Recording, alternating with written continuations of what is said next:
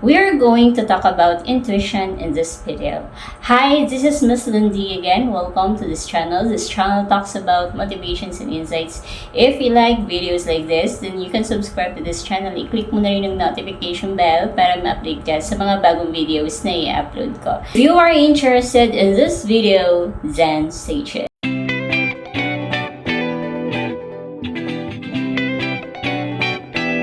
Meet na ba kayo ng tao na sinasabi, or nagsasabi ko minsan na, ewan ko, parang hindi ko lang ma-explain, pero there is something wrong sa kanya. Yung sinasabi nating intuition, no? Although, iba naman yung pagiging paranoid kaysa yung tao na intuitive lang talaga.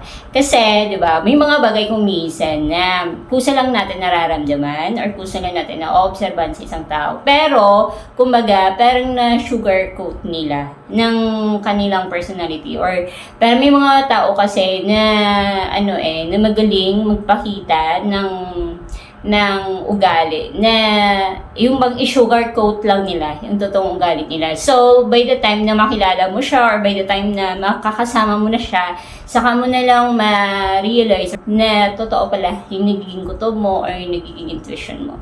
And then later on, masasabi mo na, kaya pala dati, nung una ko siyang makilala, parang there is something wrong sa kanya. Just simply observe a person. So, kung halimbawa, ramdam ka na there is something wrong sa isang tao,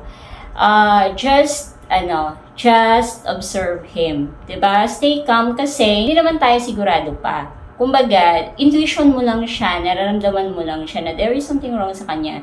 Pero wala ka pang nakikita ugali niya na magpapatunay na ganun talaga siya. So, you have to stay calm but be vigilant. So, kalma lang, 'di ba? Kasi hindi pa natin alam kung totoo yung intuition mo o hindi. So, kalma lang, but then be vigilant. Magiging observant ka kung anong klaseng tao siya.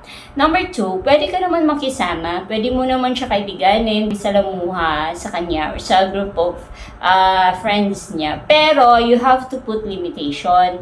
Huwag ka laging available or huwag ka laging magsabi ng yes. 3, by the time na makilala mo na sila and by the time na mag-prove mo na totoo yung intuition mo, then you have to, aside from you have to set boundaries. So, wag ka na masyadong makikipag salamuha or wag ka na laging makikisama. Kasi sabi nga nila, tell me who your friends are and I will tell you who you are. So, just trust your instincts. Pero, wag tayong masyadong magiging kontrabida. Kumbaga, number 1, you have to stay calm but be vigilant. Number 2 is you have to set boundaries.